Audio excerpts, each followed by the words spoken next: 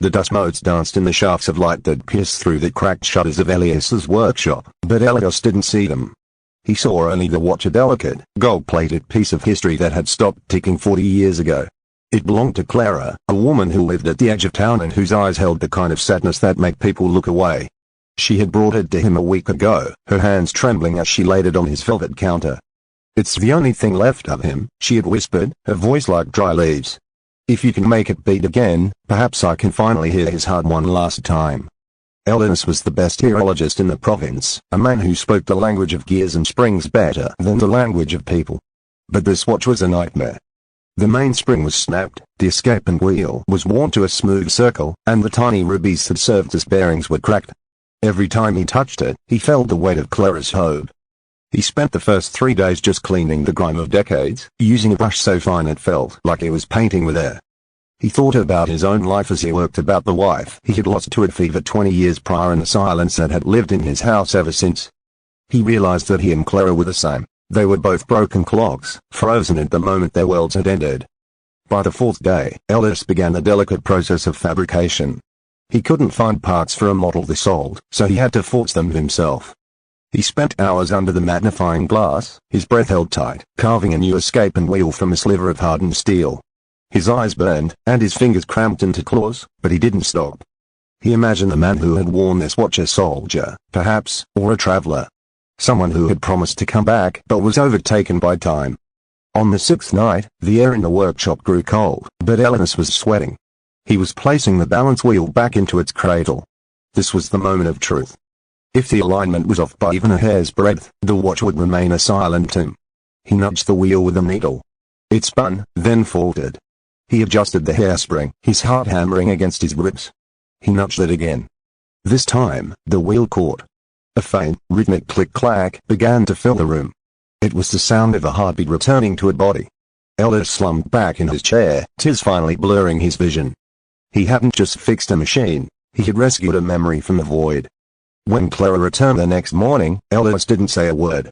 He simply placed the watch on the counter. It was ticking loudly, a steady, defiant pulse against the silence of the shop. Clara reached out, her fingers hovering over the glass. As the sound reached her, she let out a sob that seemed to come from the very floorboards. She pressed the watch to her ear and closed her eyes, her face transforming from a mask of grief into a portrait of peace. "He's here," she choked out. Elias watched her leave, her step lighter than it had been in 40 years. He sat back down at his bench, picked up his tools, and for the first time in 2 decades, he began to whistle a soft, forgotten tune. The attic smelled of cedar and forgotten summers, a scent that always made Julian feel like a ghost in his own childhood home. He was there to pack up his mother's belongings, a task he had avoided for 6 months after the funeral. The house was sold, the movers were coming tomorrow, and yet he was sitting on a moth-eaten rug, staring at a blue shoebox tucked behind a stack of old encyclopedias. On the lid, in his mother's elegant, loopy handwriting, were the words, "For the days when the sun won't rise." Julian opened the box, expecting to find jewelry or perhaps old photographs.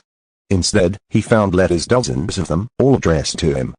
They weren't mailed, they were dated according to milestones his mother knew she wouldn't see. To Julian on his graduation. To Julian on his first heartbreak. To Julian on the day he buys his first home. His mother had been diagnosed with terminal cancer when he was only 10, but she had lived until he was 24.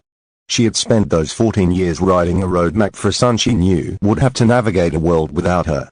He picked up the one labeled "To Julian when you feel like you've failed." He opened it with shaking hands. "My dearest boy," it began. "If you're reading this, it means you've hit a wall. Maybe you lost a job, or maybe you lost yourself. I want you to look at your hands. I taught you how to tie your shoes with those hands. I watched you learn to paint with them. They are strong, and they are capable of starting over. Failure is just the universe's way of pruning the branches so the tree can grow taller. Don't be afraid of the wind, Julian. I'm in the wind, pushing you toward the spring." Julian sat in the dim light, reading letter after letter. He read about the time she almost left his father and why she stayed.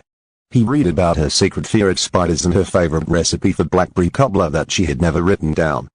It was as if she was sitting right there next to him, her hand on his shoulder, her voice a gentle hum in the quiet attic. He realized that while he had been grieving her absence, she had been working tirelessly to ensure she was never truly gone. She had turned her love into a permanent record, a shield he could carry for the rest of his life. As the sun began to set, casting long, orange shadows across the dusty floor, Julian reached the bottom of the box. There was one final envelope, thick and heavy. It was labeled, "To Julian when you're ready to let go." He held it for a long time, the paper warming in his grip. He wasn't ready to let go yet, but for the first time since her death, he didn't feel like he was drowning. He tucked the box under his arm and stood up. He walked down the narrow attic stairs, leaving the ghosts behind.